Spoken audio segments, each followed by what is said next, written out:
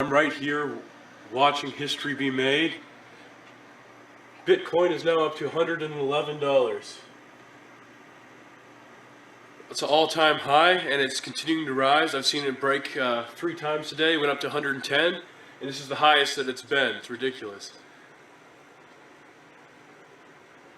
Last trade, 189 Bitcoin for $111 piece. That's amazing to me. All right, hello, and welcome to Camel Finance.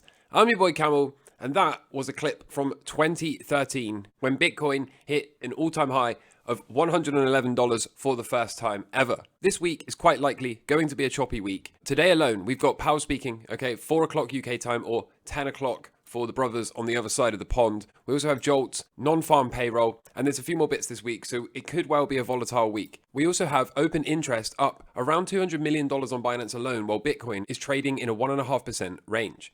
This should be a setup for some volatility here soon. Will that volatility be to the upside or to the downside? As of yesterday's close for the S&P 500, we closed 31 days above the 200-day moving average. Why is this significant? Well, because no prior S&P 500 bear market in history has ever made a new low after making 18 consecutive closes above its 200-day moving average. And as of yesterday, as I said, we closed 31 full days above the 200-day moving average. This, of course, does not preclude a move lower, but it does suggest that we are not going to set a new low for the S&P 500. I love this here from Jordan. Charts without context. Is this bullish or bearish? I'll give you a second to think about it. Of course, the answer is bearish. We have a breakdown retest looking for that resumption lower. Confirmation would come on a close below this cluster of local lows here. If you don't know what this chart is, this is the S&P 500 inverted. It's upside down. So if we now revert it so it's the right way up, you can see, is this bullish or bearish? This is clearly breakout retest looking for that resumption higher. By the way, this line here denotes the price when the rate hiking cycle began. As you can see, we are not too far away from reclaiming all of the damage that the market underwent from the onset of a rate hiking cycle. In other news, Brazil's central bank is launching an experimental CBDC. Make no mistake, these things are indeed coming. You better opt out and you better do it quickly. Over in China, they are able to put an expiration date on the digital yuan, forcing people to spend it and not allowing them to save. This is because CBDCs are, of course, slavery. Bitcoin is freedom. Example, Fanusi says China's central bank could put an expiration date on the digital money, similar to how lottery winnings have to be spent before a certain date. It means that the Chinese government could set up a whole lot of things to have your currency maybe valid or invalid based on its own priorities. This is almost like handing over the keys to your business or to your finance department in some ways, because you really can't control what at the end of the day may happen with the funds that you're holding. So Bitcoin is hope, Bitcoin is freedom, Bitcoin is our one shot at separating money and state and our move away from these central bank digital currencies. And make no mistake, it works, and it works better than ever. Check this out. Here is somebody paying for a coffee with Bitcoin Lightning in South Korea.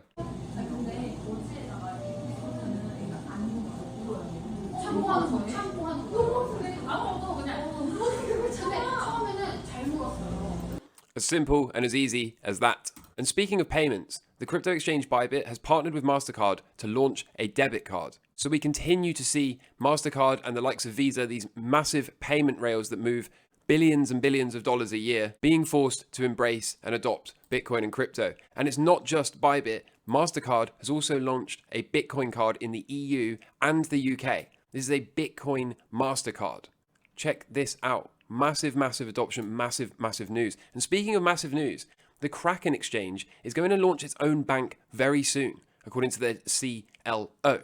Why this is so significant is because Kraken has been, in my opinion, one of the better exchanges. It's certainly been around for a very long time. Kraken is a crypto exchange. They know the space, they understand how Bitcoin and crypto work, and therefore they will be able to help implement a regulatory framework which is accommodative to cryptocurrency, rather than have a bank try to force its old and outdated banking regulations on something new and something as nascent as cryptocurrency. We will have a crypto exchange that understands crypto, understands what it needs, understands what gets in the way, what slows it down, and what makes it better.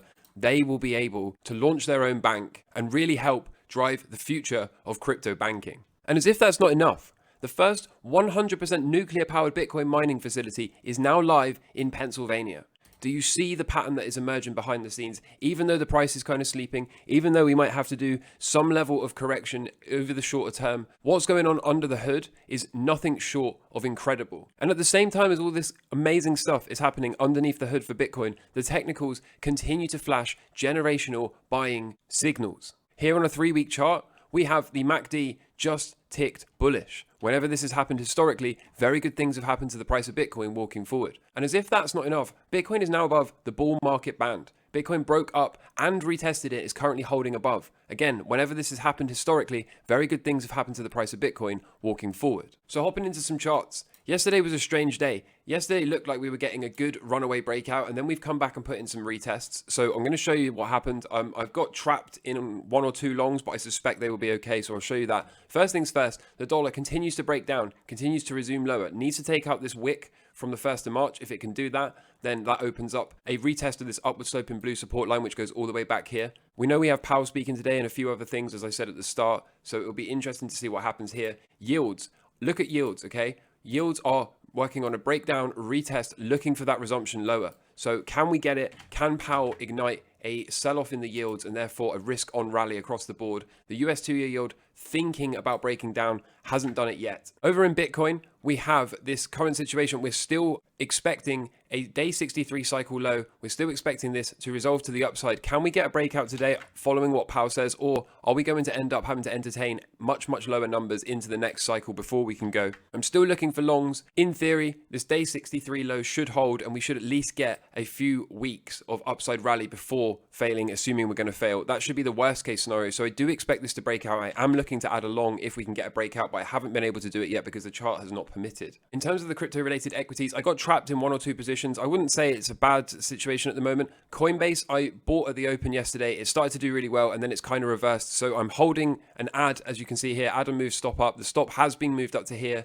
So hopefully this can hold. Hopefully we can get a push off today. That of course remains to be seen. I did not add anything for MicroStrategy. As you can see, MicroStrategy working on some kind of double bottom here. So we'll see what happens with that. Riot, I also bought into the open as of yesterday because we were breaking out. Things started to look very constructive, and then we've reversed most of that move. So currently sat right around break even. The stop has been moved up for the initial position, as you can see. So hopefully this can turn into a breakout retest, looking for that resumption higher. As with Coinbase, I have not yet added to Marathon because, as you can see, we have not broken out of this downward sloping purple resistance line. Bitcoin is certainly due to come out of this cycle low to the upside. So can that happen? If of course it can, then I expect those positions to do well. I expect me to be continuing to add to Marathon and to MicroStrategy, and of course adding a Bitcoin long on top of all of this. Moving into the equity markets, I like what I see.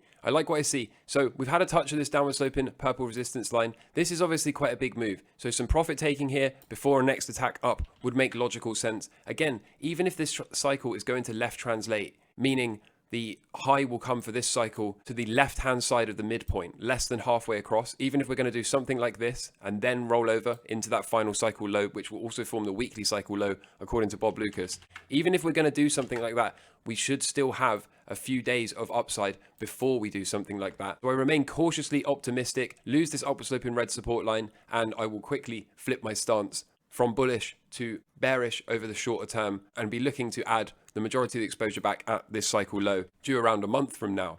The Nasdaq, I also bought into the open yesterday. I thought it's time to add some exposure back, and I'll show you why when we get to the VIX chart. So I'm currently holding a Nasdaq long, which sits at around break even at this moment in time. Can we get a breakout of this green downward sloping resistance line? Can we get something like this?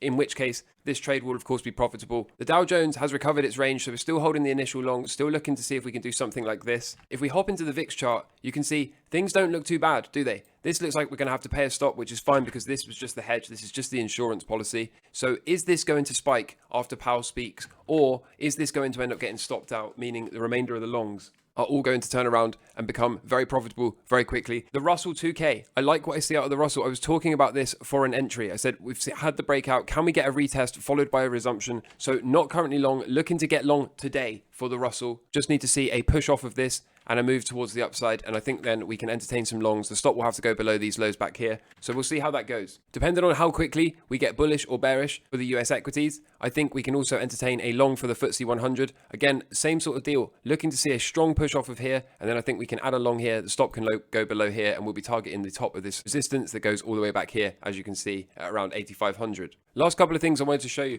Apple, look what Apple's done, okay? Apple has very, very quickly gotten back inside of this box. So this was likely the bear trap. We had the breakdown, retest, resumption, quickly inverted. So is some chop around here before a breakout to the top side likely? If so, that can be a long on a break above the top of this blue box here. And the performance of Apple over the coming days and weeks is likely going to have a significant impact on the NASDAQ and on the S&P 500. So it'll be important to keep an eye on this stock, even if you're not going to trade it. Tesla as well is back inside of its box. So again, can it do some kind of chopping before it can break out? ASML, I had a chart request to do ASML. So here it is. Okay, here's how I see it. We've got this zone. You can see it's been resistance, resistance, resistance, resistance.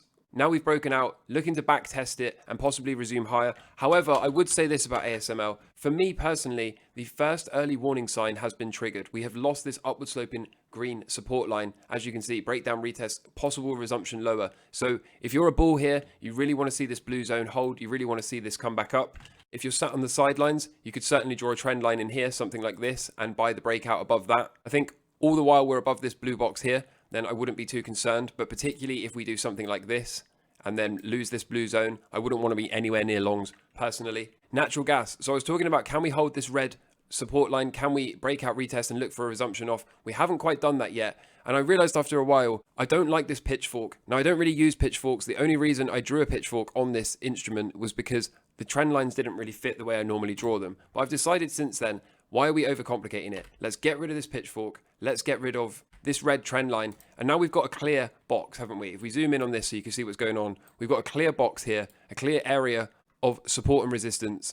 So I think making this trade as simple as possible. I'm still happy to get long here if we can get some kind of chop and then a break above that box. If we can do that, then I'm happy to put a long on the break of this box. The stop can go somewhere like this, and we'll see what the market can give. So keeping a close eye on natural gas. As I said, going to keep this really, really simple and just use this box. So a breakout of this, expect me to tell you I've gone long. For now, still lining this up, still called out well ahead of time. So that's the analysis for today. Like I said, we got a few bits coming up. We got Powell speaking. So it'll be really interesting to see what happens, and it'll be really interesting to see how the markets close at the end of today. Trade safe out there. I hope you're doing well in life. In the meantime, take care from me. All the best. Cheers. Bye.